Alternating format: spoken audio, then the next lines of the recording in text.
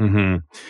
And companies filling seats. I think that the pressure top down from board to executive to sales leader, the necessity to fill a spreadsheet and making poor decisions because somebody's better than nobody.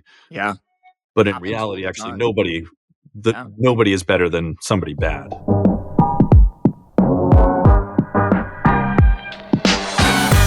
Hello and welcome to the Revenue Leadership Podcast by Topline. I'm your host, Kyle Norton, CRO at owner.com. And every Wednesday, we dive deep into the strategies and tactics being used to drive success by the best revenue leaders in the world. So join me as I sit down with revenue operators to discuss actionable frameworks that you can implement in your business today with no fluff, no sales pitches, and no platitudes. But first, a word from our sponsors.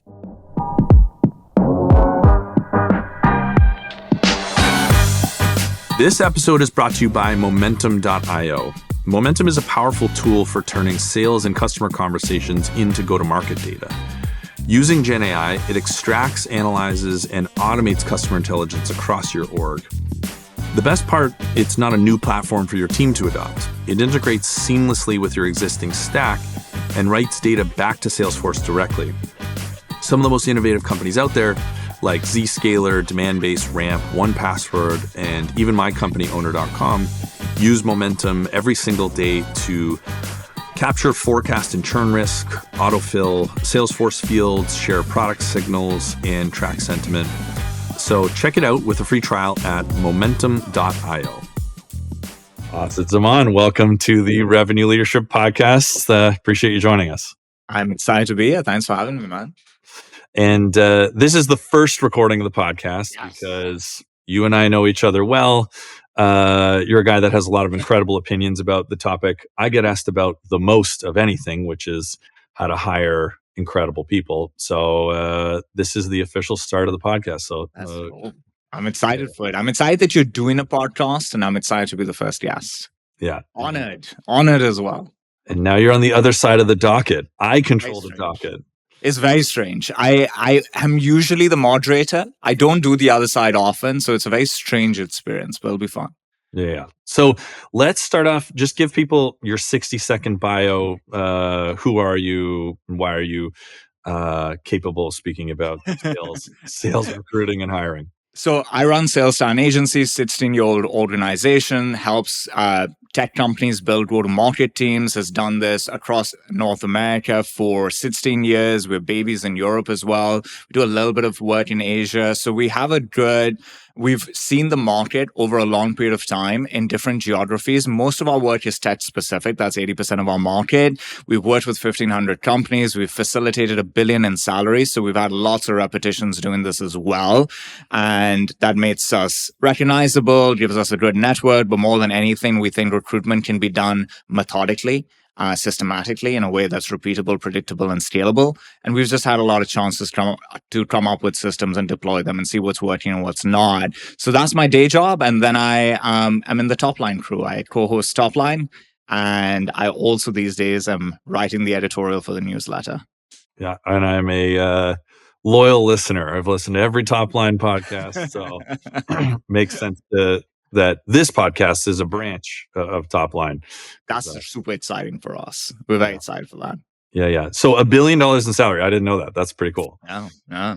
And so how many reps? So you place both all the way from rep to CRO, correct? Mm-hmm. Yeah. And so how many folks will you place in a year? Give and take, like 750 to 1,000, depending on the year. So I think in any given quarter in North America, we make the most or second most placements of these sorts, companies included. So companies doing their own hiring included, we're somewhere between number one, number two in any given quarter. That's awesome. Okay. So you know what you're doing when it comes to sales recruiting. We've established your bona fides.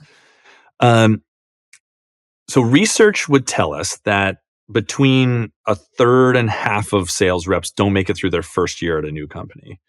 And as an operator, that jives. We do a little better than that. But I think from what I see in the marketplace, just the churn of people's LinkedIn and the number of short stints we see, clearly there's a problem. There's a problem in identifying fit. Could be the company finding the right candidates or the candidate finding the right company. But what do you think are the big mistakes from the hiring manager side? What are companies doing wrong that's leading to this high churn? I think three things come to mind. The first is it's a hard problem to solve, and partly because of the fact that I was looking at this data a couple of days ago. The ecosystem grows at 7% per quarter in terms of the supply of tech companies out there, and all of them need to hire great people. From a talent perspective, talent in tech at a macro level grows at 2% per year. And so there's just this mismatch between demand and supply, and that mismatch is becoming more and more exasperated. So what is already a difficult problem to solve, which is hiring go-to-market professionals that are going to do what is a really tough job, is creating spots and turning them into fire. That's really hard. Not everyone can just do it. You've got to be born with certain characteristics that lend well to this craft, and then you've got to hone those skills as well. And we're in an ecosystem where there's just a demand and supply mismatch. What does that mean when you look at any individual company? I think we underappreciate the difficulty of the problem, and so we don't prioritize it enough. I think in a company at the big level, the biggest issue is that they're not methodical. They're not systematic. They're treating hiring as art, not science. And so that leads to downstream issues. That leads to issues like hiring people that are not stage appropriate for your business. Now, stage appropriate is an interesting conversation when it comes to talent, but there is some sense in it, right? There are risks when you take somebody from a really large, big brand that has a very strong brand, and you're selling against pre-existing budget, and put them in a company that has no brand and is selling against status quo. It's really, really difficult, right? Will somebody make that transition work? Of course, but most of them don't. So the fact that they're not systematic leads to mistakes of this sort: not hiring people that are stage appropriate, not hiring people that are aligned to your revenue dynamics, not hiring people that you think you can bring the best out of them. So there are a lot of these downstream issues, but it starts from those two big problems. Mm-hmm. And companies filling seats. I think that the pressure top down from board to executive to sales leader, the necessity to fill a spreadsheet and making poor decisions because somebody's better than nobody. Yeah. But in reality, actually, nobody is better than somebody bad. So John McMahon talks about this. He's like, it's kind of ridiculous that all these tech companies go into the start of the year without a plan for the year, right? So many of the companies in our ecosystem solidify their yearly plan in Q1, in January, let's say.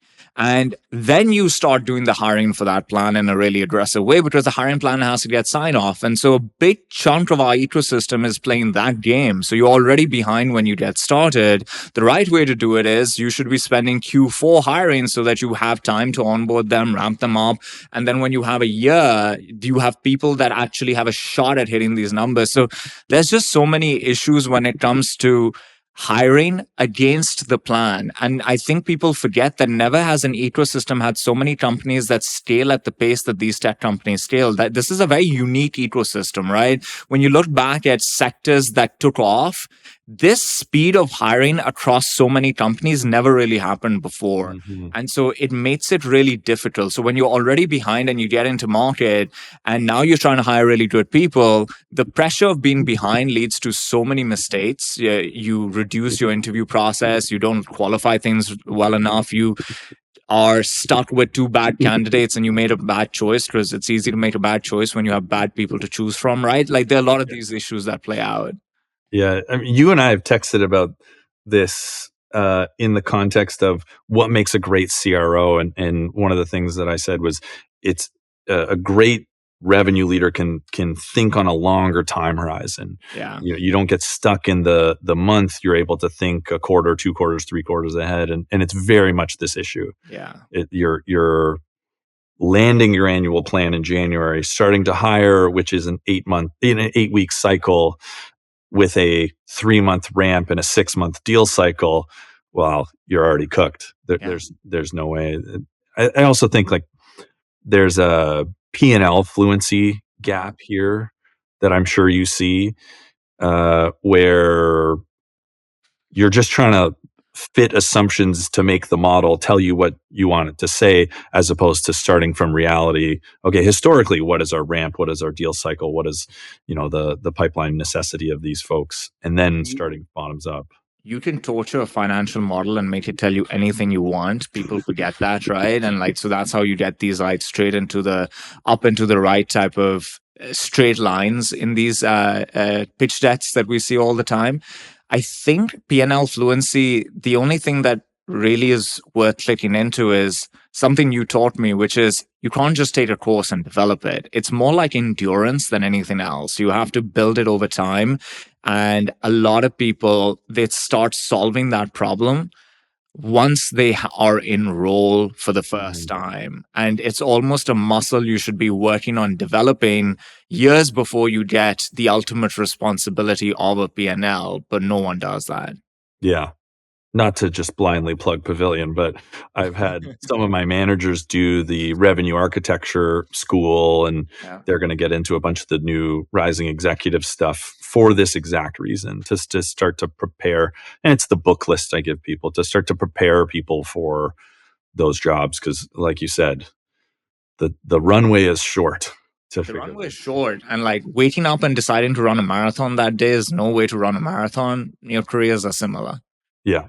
Okay. So the supply and demand thing here is interesting. I hadn't thought about it in that sort of macro sense, but it makes a lot of sense. And that's still the case post ZERP, you would say. Oh yeah. It was exasperated in ZERP, right? It was just like, that's an it was so understatement. ridiculous. It was so ridiculous. And supply and demand's interesting because when demand outweighs supply, in some areas you can ramp supply up, and in some cases you can't. Talent is one of those places where it's really hard in the short term to ramp supply up. And what you see is you see price change very quickly. And price in this case is compensation. What happened in 21 and 2020 was basically demand and supply playing out, where demand outweighed supply by a measure that we'd never seen in the ecosystem before.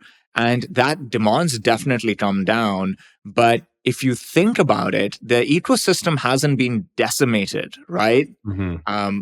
Even fundraising numbers are kind of back to pre-COVID, which was still a pretty large and vibrant ecosystem. So the demand is still pretty high. And the thing about supply is total demand versus total supply is not the conversation. Total demand versus 10% of the people out there is really the conversation, because you're a sales leader. You want to hire great people. You don't just want to butt in seat, right? So you're all fighting over a very small sliver of the people out there that are in this craft. You only want the top 10%. They're hard to find. They're hard to attract. They're paid well, treated well, busy people. And getting them over is really difficult and becomes much harder when everybody else is fighting for them as well. It's why we have a viable business. Yeah. Yeah. And a lot of that answer is being able to home grow your talent and get to those reps before other people get them. And because it's much easier to sway an early career first, second, third year rep into your system versus somebody, paying a premium at year 5 and 6, but we won't go down that rabbit hole. I'll save that for sure. Another guest. So supply and demand issue leads to an underappreciation of the problem, leads to people under prioritizing, thinking systematically. So let's spend a bunch of time talking about the system. So as you coach founders and revenue leaders, what do you tell them to have in this hiring system? Like what does that consist of? I think when you think of being systematic, you're trying to create an approach to minimizing risk. And so systems can look different. They can have different words associated with them, but they usually have similar stages. And in my mind, from our lens on the market, there are 3 stages. There's the launch phase, there's the search itself, and there's the last mile. And I think we can talk about each of these phases in tons of detail if you want. I think what's interesting is that the amount of time that's spent in the launch phase is minimal right now from what we see, and is where you can solve the problem before even getting into market by thinking through certain things really well, but people don't spend enough time there, and that creates inefficiencies in the rest of the stages, and also takes away your ability to win the people that you want because of those inefficiencies.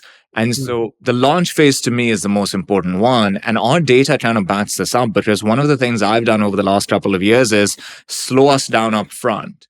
When you come from a sports background, one of the lessons you learn is that speed is not the only, you're not just looking to be fast. You're looking to, you used to say this jiu-jitsu saying, right? Slow is smooth and smooth is fast, right? That actually made sense. And so we slowed the top end of the process down at STA with our clients. We started spending sometimes 3 to 4 hours before launching one project with them.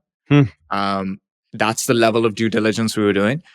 And then we saw our win rates not just slightly increase, more than double. And it was literally the one change. That one change had such a miraculous impact everywhere else. And you're saying the win rate, the ability of your customer to close the person they want more than doubled. Yeah. So walk me through what you're doing in the launch phase. That's very compelling data. So what can people do? Where are they slowing down? What are they trying to build in this launch phase? I think you start with the jobs to be done. So we're hiring somebody. What are the jobs to be done? And really thinking through that, because you have to hire a person to do certain activities. Have you thought through in a very meticulous way, what are those activities? What are the nuances within these jobs to be done? Example, are we selling against status quo, or are we selling against pre-existing budget? What's the competitive landscape, and hence what type of conversations are we having? What's the macro, right? Like a much smaller percent of people sell well when interest rates are 5% versus 0%, right? We've seen that play out. We don't even need to talk about it too much. The data is clear and in our faces over that. And so really thinking through the jobs to be done. That's step one. The jobs to be done, once you figure that out, you can build a few things that are really important. You can build a scorecard of characteristics, competencies, skills that you think a person must have to be able to do those jobs, right? All those little tasks within it. And so the scorecard comes out of it. From the scorecard, you can also then create the job description. You define the interview process. You can put a hiring committee together. You have to figure out, now that we have a hiring committee, what's the decision-making framework that we're going to use when hiring this person? Because just because you have a hiring committee doesn't mean it's a decision by committee. I just want opinions, but I'm going to make my call, and I need that freedom as a hiring manager. In other cases, Kyle, you might have a new manager who you don't want to give that freedom to just yet. They need more reps under their belt, right? So you're going to make that call for them. And that's okay, but that has to be clarified up front, because it gets confusing otherwise later on. And so the way we think of it is jobs to be done, scorecard, job description, interview process. How are we qualifying the elements in the scorecard? At what stages of the interview process are we qualifying them? Hiring committee, who in that stage is qualifying that thing? Are they equipped to qualify it? Are we asking our CFO to qualify if a person can, engage multiple stakeholders effectively? Is that a CFO's opinion to give? I don't know, right? That's a question worth asking. And then we think you have to create some material beyond a job description, because a job description to me is a technical document. I think if you're fighting to hire great people, you need marketing material that attracts them. And I think what we've seen work really well is we record a podcast for every role that we run. And that I didn't know if podcast, you were going to give this one away on the podcast. honestly, it's 6 years in. None of our competitors have caught on yet. I think they just won't do it. I think laziness in my industry is something I take advantage of all the time. And so, and so we record a podcast, and that podcast is a 30-minute privately held conversation shared with candidates that brings to light. It humanizes the opportunity for them, and it highlights why this would be an interesting journey. Because a job description sells a job. Mm-hmm. No one elite joins a company for a job. They join for a journey, right? Mm-hmm. Like if you're thinking across a long timeline, then you'll have multiple jobs in this company, and this company will evolve, especially if you're playing the early growth stage business. Companies evolve a lot. So I might not even know what my next 2-3 jobs in this company are if things play out well, but is this a company I want to be part of? Are these leaders that I want in control of this organization's outcomes and hence my career's outcomes? So we record a podcast that does those things. And then the last part is, we like to lock in on a communication framework, especially because we're an external partner. And so it's really important to have a communication framework in place that is predefined and everybody follows. And so that can be something as simple as, how are we debriefing after interviews? Who's taking feedback between different parties? What responsibilities do you have as a hiring committee member to give in terms of quantity and quality of feedback? I don't want to know that you didn't like the candidate. I don't care. I need more than that. Like, I need to understand what is missing based on the things that you were responsible to qualify. We told you these are the 5 things you're qualifying in the scorecard, and you've come back with, I don't think he's a good fit. Do better, right? So that's in the launch phase. Those are the big segments of things that we want to take care of. Yeah. That makes a ton of sense. I like this communication framework.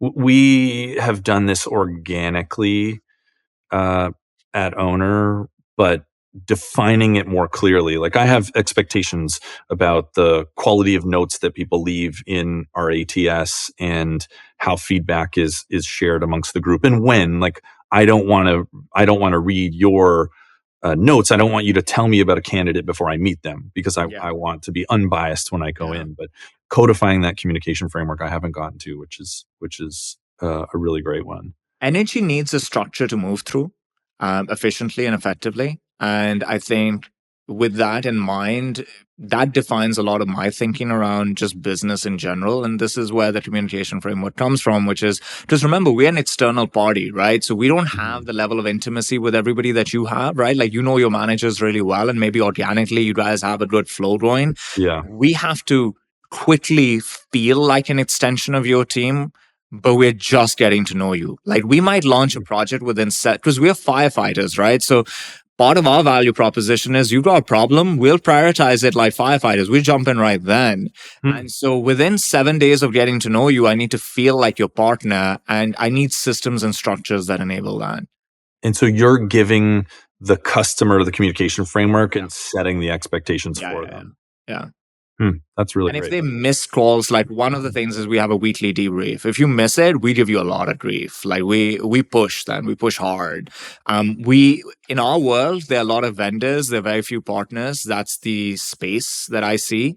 And so we treat it like a partnership, and we expect you to do the same. If we're doing our part really well and the client isn't, we think we have the leverage to then say, come on, man, like, let's pick up so that you get the outcome you're looking for over here.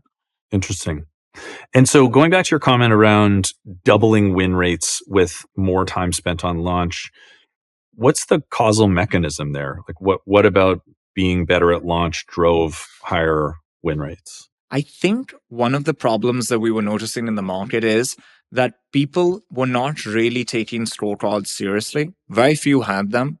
And think about that. Like, if we place 1,000 people a year, what % of them do you think have a scorecard up front?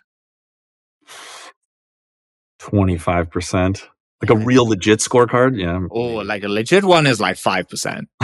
Right? Like, it's 5%. And like a scorecard, maybe 20, 25%, right? We'll have one and remember, when they engage in us, they've already thought through this, right? So they're coming to us with like, I need to hire a person this, but it hasn't been codified just yet.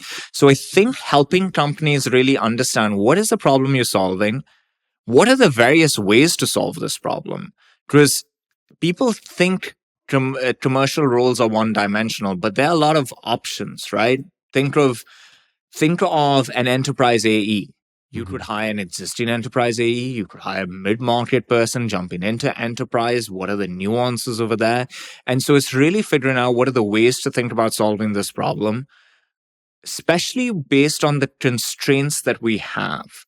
Because I think we get idealistic about what we are looking for and unrealistic about our ability to actually attract those people over. And so you're trying to create clarity over there for a person that here's a problem I'm solving. Here are my legitimate constraints, compensation being one, let's say.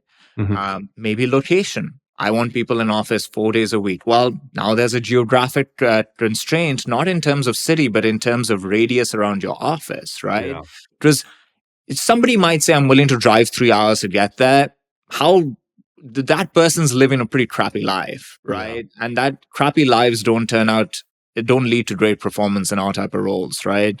And so figuring out the constraints and then figuring out the various ways to solve that problem and saying, do we make these compromises in terms of, let's say, the scorecard? Are we compromising on some of these elements that we thought were must have, but we can't afford them?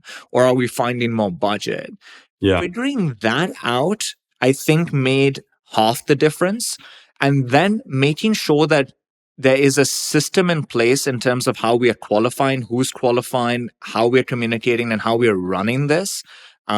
You've got the time and space to give this attention is something that we have to really work on with companies, because there's a beat to this that you want to maintain, right? Like businesses should have beats of different sorts, a rhythm essentially. And the reason you want to maintain a rhythm is you don't care about converting 100% of the candidates that you're engaging. You want to convert that 1, 2, 3 that is absolutely amazing. And if they enter your process and it's like, meh, it's a meh process, it's slow, it seems disorganized, you don't seem like you got it together, you won't get that person. You'll get the B player, but you want the A player. So let's figure that out. What's the rhythm? Can we maintain it? Do you have the time for it? I think that part became the second half of it, was just running a tight process and keeping people accountable to it, which I think we as external partners are able to do a little bit better than sometimes internal HR can, because people disregard internal HR's advice in a way that they don't with us. And so we take advantage of that. Yeah. The necessity to run a highly professional process can't be understated. I hear this feedback all the time from our candidates, because much like you, before a candidate meets me, they have a 20-25 minute video of me talking about the role, our culture, the trade-offs. My job posts have what's good and what's not good about the company. We have a case study that has a lot of care put into it. And I consistently hear from candidates when they meet me for the first time after watching the video, they're like, I'm so impressed and I feel so much more prepared. It really tells me a lot about the company. And then the case study, I hear this feedback all through our process about how impressed people are, about how like operationally rigorous we are. And I know that has an impact on close rates, because you want to join a company that knows what they're doing and has their stuff together. Yeah, so especially when you think of like how a person does something is a way that we extrapolate how they do other things, rightfully or wrongly, right? Like, I don't know if everything that we do indicates how we do everything else in our lives, but that's how we extrapolate. And so when a candidate is out there, they know there's information asymmetry here, right? Like there are things you know about your business that no candidate can figure out, no matter how many interviews and how smart their questions are. And they're actually things you also can't completely figure out. So there is this asymmetry of information, but there's so much risk on both sides. So you're trying your best to minimize risk. And if a company is hiring for an important role that has downstream implications on their revenue attainment, and they're not doing this stylishly in a finessed way with systems and protocols and just a sensible approach to it that takes into account due diligence, but also the experience of the candidate,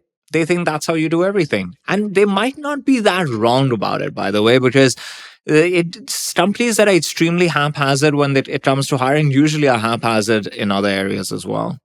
I would think that's highly correlated. Highly. Yeah, and I think the other huge benefit of slowing down and thinking about this launch process is it forces you to think about each stage and build something that makes sense.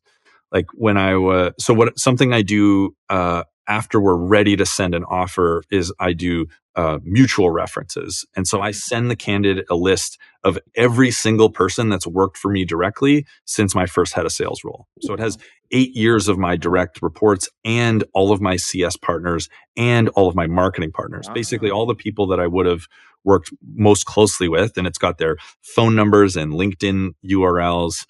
And, it took me probably an hour to put together that email the first time.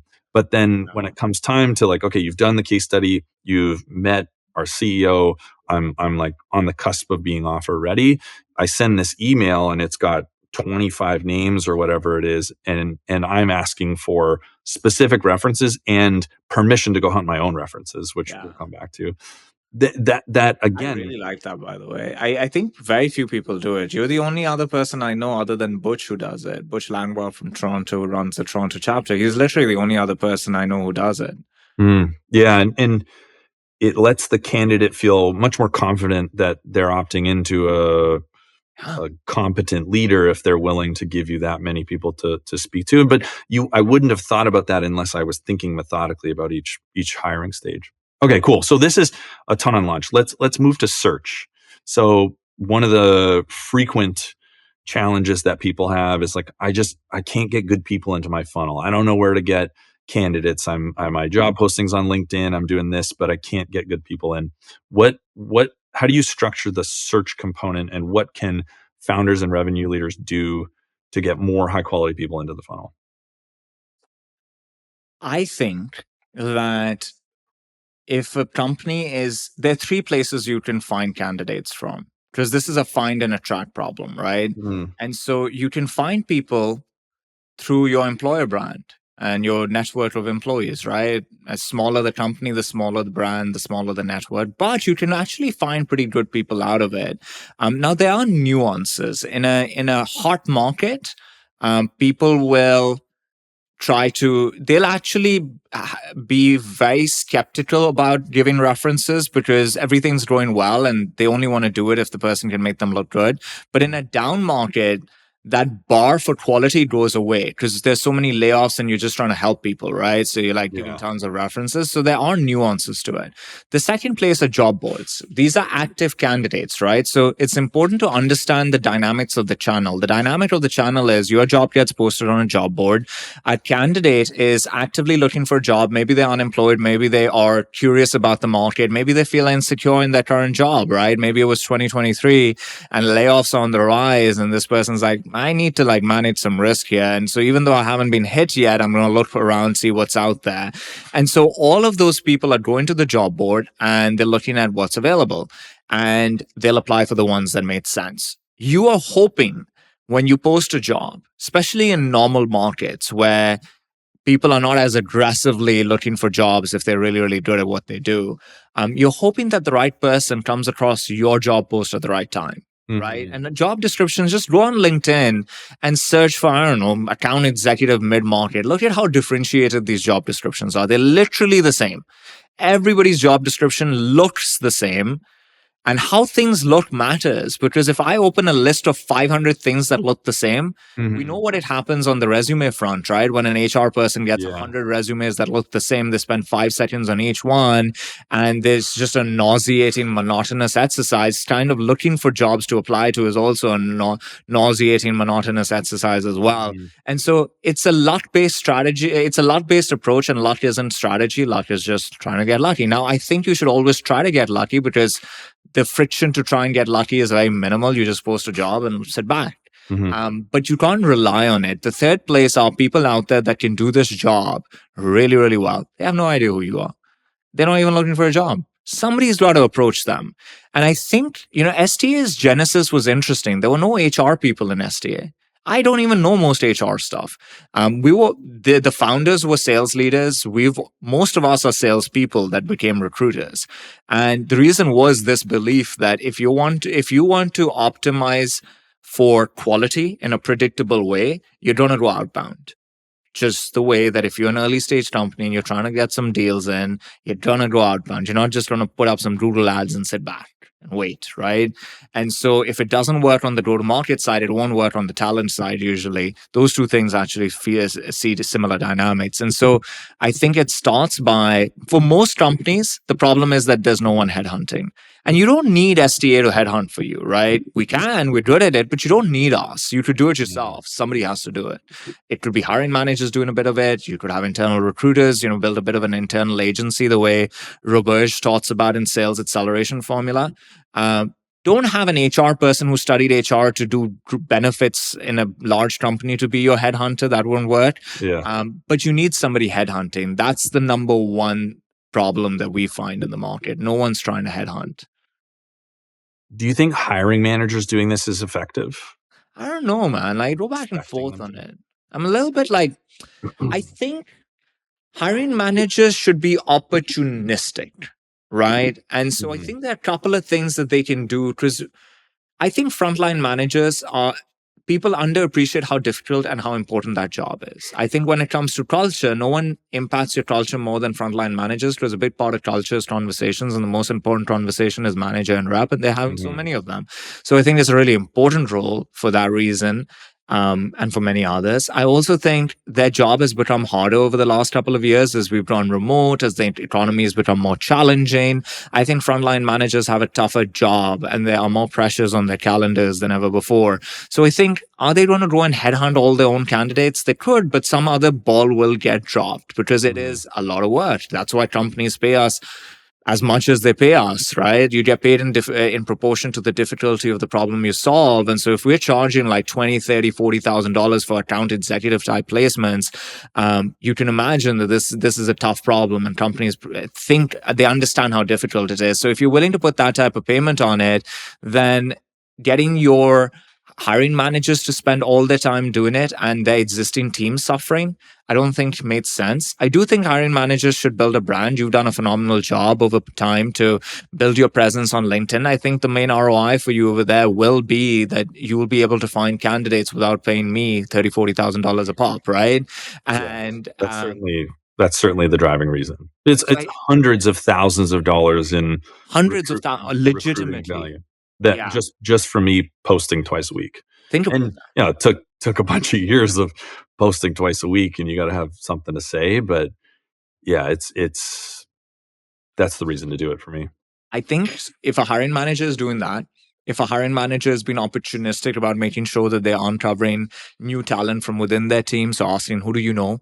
Bob, you play on a football team. Is there anyone else there that looks good? Any SDRs up in there? It's just being opportunistic, I think, is important. But headhunting's hard. And I don't think player coach roles work all that well over a long period of time. And this makes it feel like it's a player coach type of situation. And I don't like that. And so I think somebody has to own it. It has to be a person's full-time job. And just like, that's why I don't think a generalist HR person does a phenomenal job at it either, right? It's not the thing that they went into HR for. It's not the thing that they're very good at. And it's not the only thing they're doing. I was talking to probably one of the 3 largest fintech companies in the world.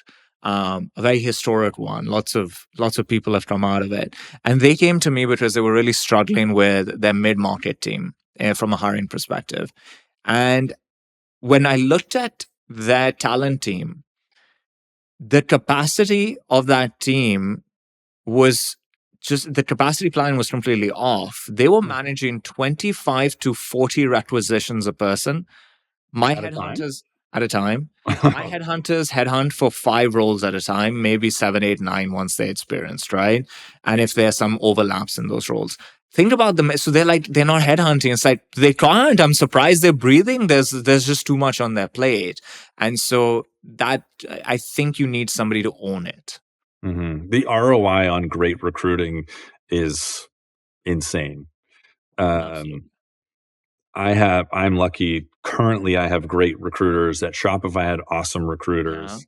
And I think one of the challenges is that sales leaders don't spend enough time with that individual or that team as like a top priority. Like my VP of sales today just spent like multiple hours on a screen share with our sales recruiter, just going through resume after resume. I like this one because of this. I don't like this one because of this. And took the time to really calibrate. I did the same thing with the two recruiters I had working with me at Shopify. We sat in a room, in a boardroom, for like multiple hours and just went resume after resume.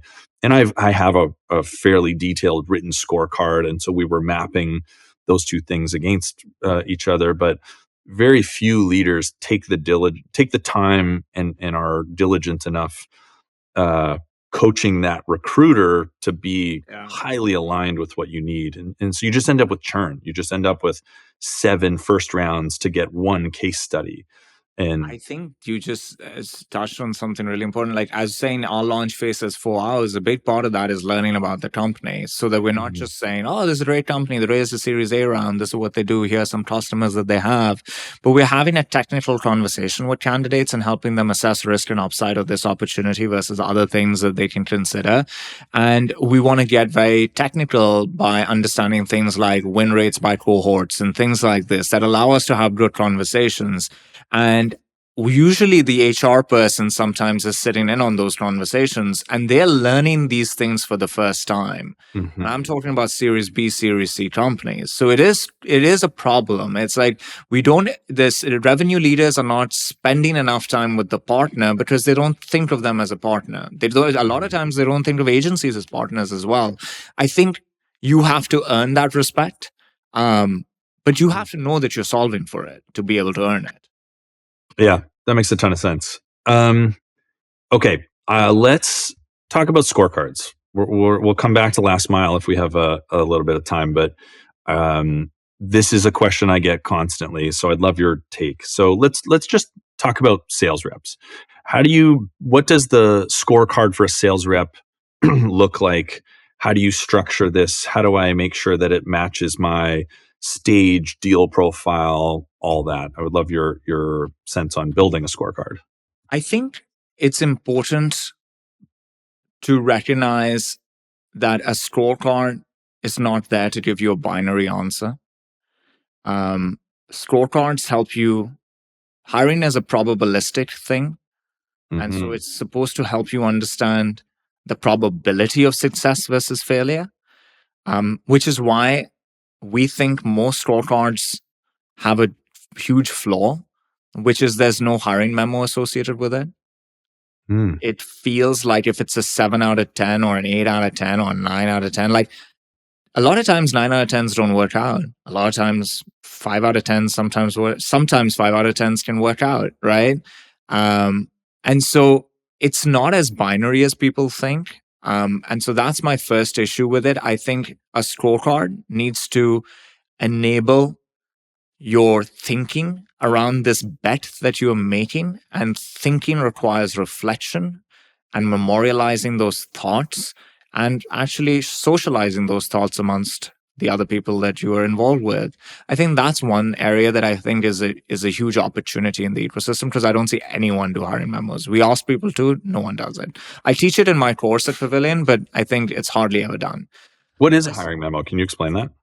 A hiring memo is like an investment memo, right? Like, so if we're thinking that hiring a person is similar to making an investment in a company, private or public, you have a hypothesis. You have looked into the situation. You've uncovered the risk or the risks and the upside potential, and you've made a judgment. And a hiring memo needs to facilitate that. So we'll have a couple of questions that you should have in there that enable you to be able to do that. One question is, what are the reasons I think, let's say you're tilting towards this person scored an 8 out of 10 or something, right? You're tilting towards a yes. Why do I think this hire will be successful? What's my view on this? Like, actual view on this. Let me memorialize that. Can I articulate it clearly? what can I do to amplify the probability of this person being successful? What are some of the reasons why this might not work out? What are the things I can do to hedge against that? Would I enjoy working with this person? People underappreciate this because they're usually in such a stressed out position when hiring. They're late and they feel they have bad candidates. And they're just like, there's so much pressure that they don't even think that you can optimize for quality of life here. And so they end up hiring people that they're not excited to work with. And your job as a leader is to help somebody self-actualize, right? Or actualize their fullest potential as a professional, at least. And how can you do that if you don't get along with the person? You can't see yourself jiving. So I think that becomes, am I excited to wake up and work with this person on a regular basis? Those are simple 5 questions. There's like a black belt version of it, but start there. That's a nice, simple 5-question exercise. So I think the hiring memo is a problem. That's structurally a problem with scorecards. The other part, your question was, how do you structure a scorecard? Yeah, like what's in it? What should people be looking for? So I think there are many ways to solve this problem. You can think of the John McMahon approach, which is talent, skills, and domain knowledge. That's a nice, simple framework. Ours is talent and experience, and we've identified 6 elements, 3 that fall into talent and 3 that fall into experience that we can look at. So I think they're different methodologies, which means you should probably have a methodology. How do we look at people? How do we assess these people? I think you need a framework for that, common language. Common language is important. One of the few lessons I learned in university was that communication is not on a 1-to-1 ratio. I had a professor who made 50 people write down the meaning of love, and everybody then stand up and say what they wrote, and nobody said the same 2 things. And the point was that communication is not a 1-to-1 ratio. When I say great and you say great, we kind of know what we mean, but we don't know exactly what we mean. And so you need to create a common language over that. We use the talent and experience framework. There are certain components that fall into talent. And then when you're looking at a BDR straight out of school, it's really what you care about more than anything else. But beyond that, what have they done with it is the experience component. And one of the challenges I find in scorecards right now is they tilt heavily into experiences and the talent portion is deprioritized. Like there's usually a scorecard with 6, 7, 8 elements and 1 line of like, and their cultural fit. Yeah. And I don't know what that means. Like, I think companies don't even articulate what their culture is. So the cultural fit thing is like a funny conversation to have. But I think you need to have a lot more focus on talent, because talent is the leading indicator of outcomes. And then you have to also look at the experience and be very thoughtful about that. So those are the 2 buckets of things. We can click into various things within them, but those are the 2 buckets. Yeah, let's get into DNA Pro. So just walk us through those 2 segments. So I think when it comes to talent for salespeople right now, we're talking, I think you have to look at 3 things. The first is drive. Drive is not ambition. Drive is your ability to achieve your ambitions, for which you need 2 things. You need resiliency and work ethic. And this is really the reason this is number 1 on our scorecards is because you can't teach it, you can't train it, you can't incentivize it. I'll debate anyone on those points.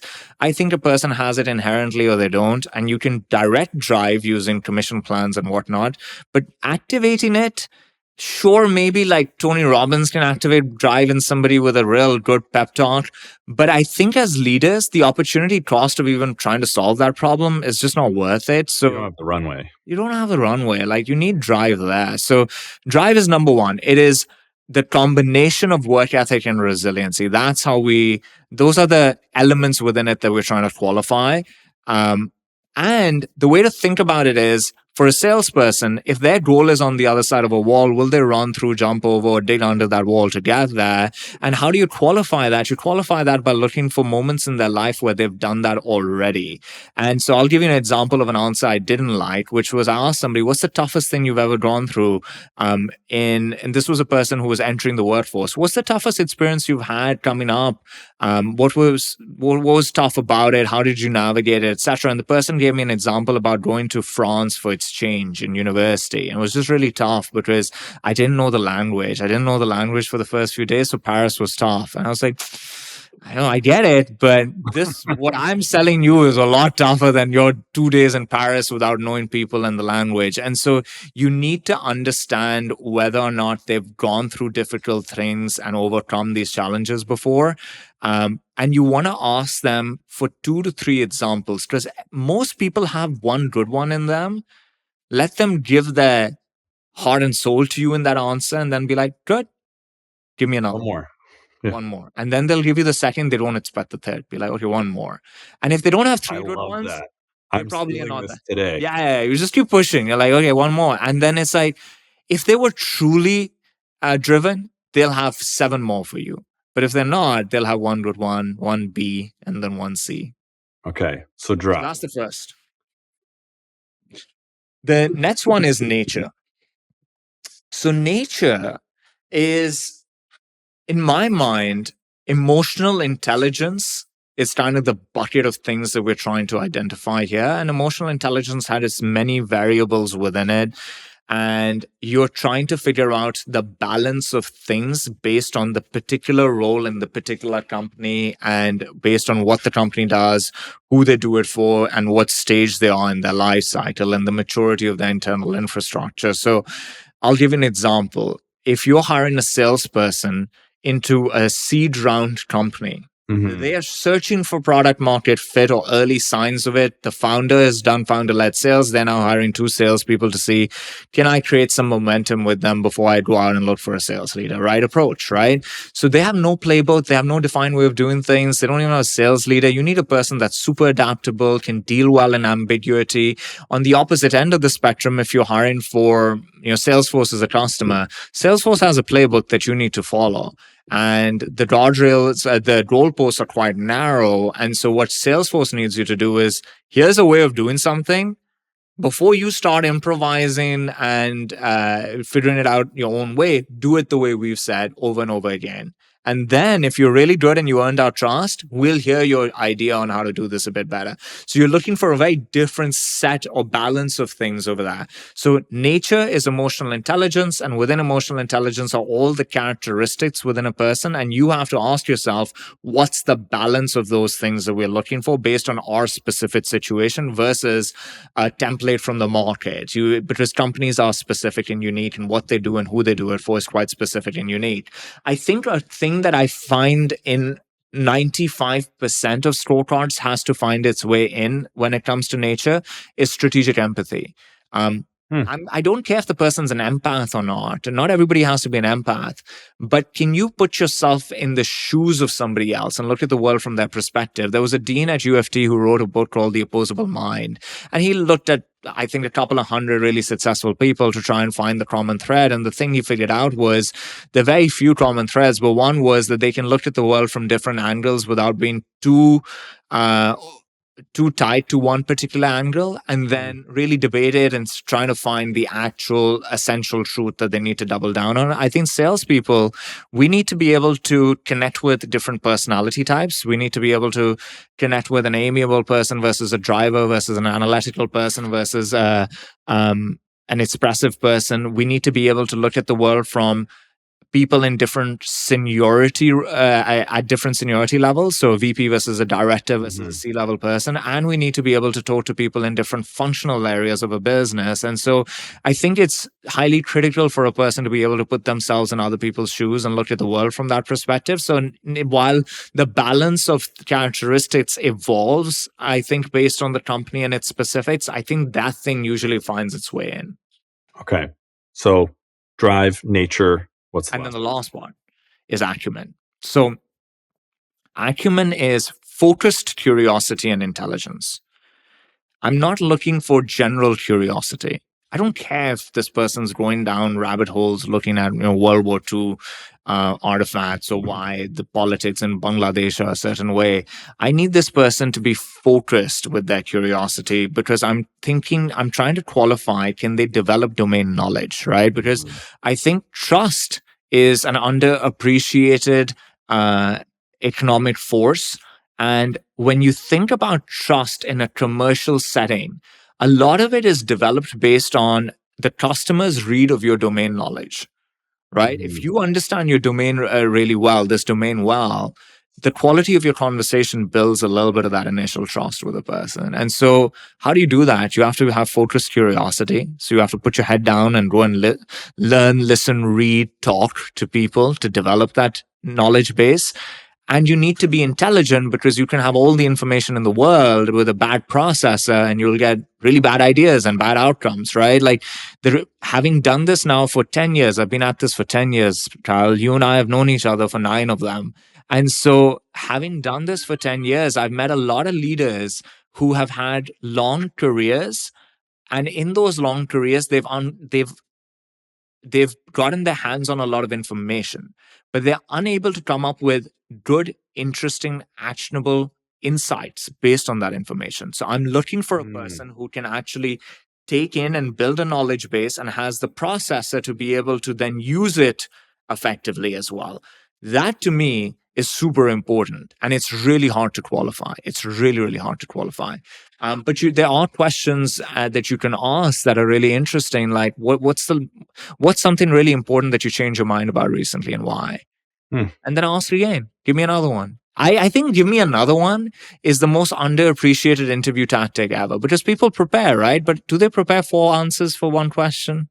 I really like that. Yeah, right. Like, you said it about the toughest moment, and that was a light bulb for me. But now, like, I really like this as a theme. Cool. I think you have to push in that area. Yeah, we're at the top of the hour. How are you doing on time? I have time. Okay. All right. Let's get into a quick fire, and then we'll close it up. So,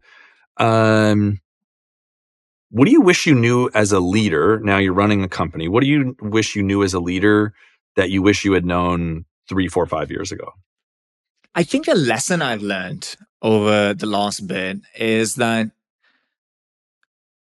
there's something about experience. There's certain context that you develop by experiencing things that you just can't develop by academically studying them through reading, listening, watching, talking to people. You can learn a lot.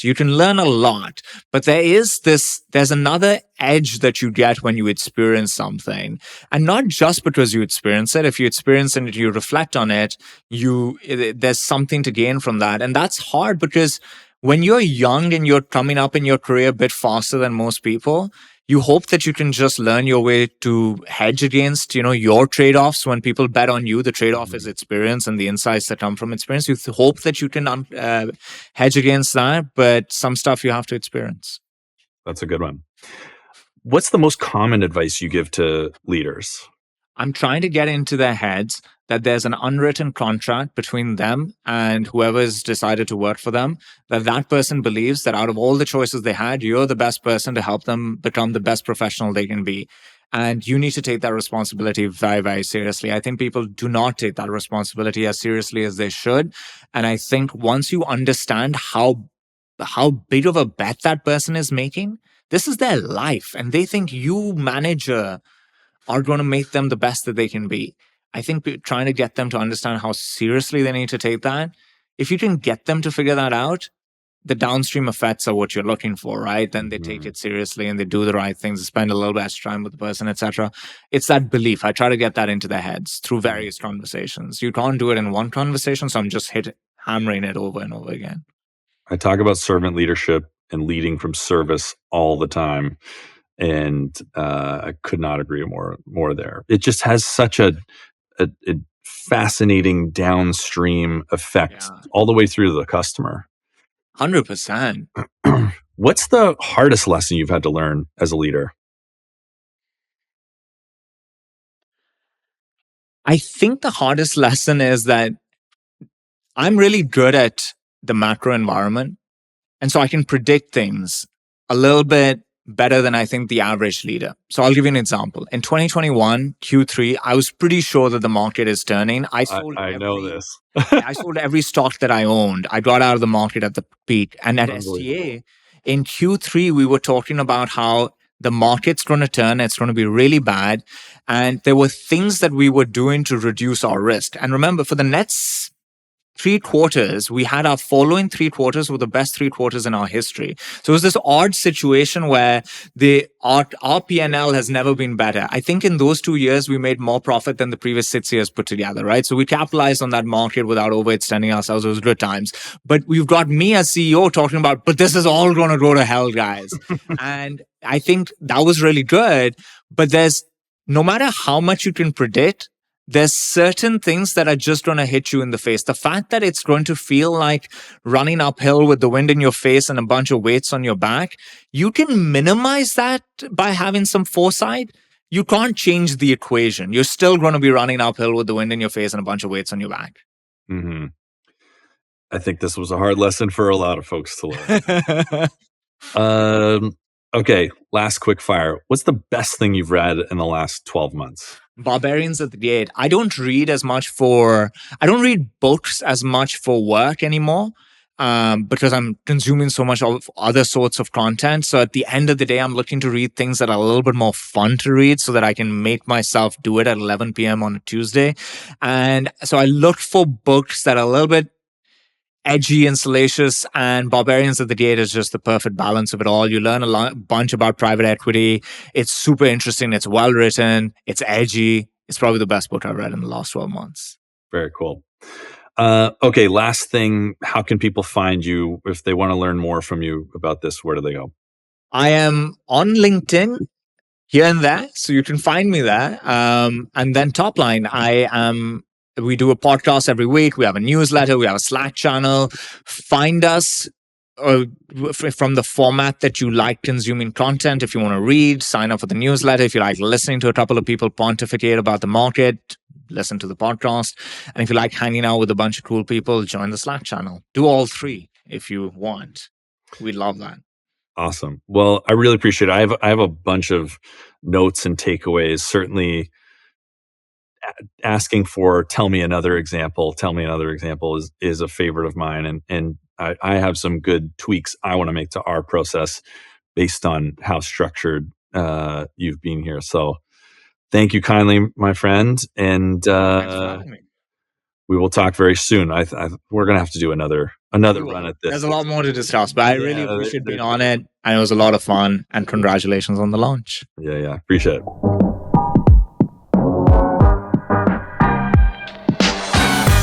Thank you for listening to the Revenue Leadership Podcast. If you enjoyed it, don't forget to subscribe, and you can find a link in the show notes.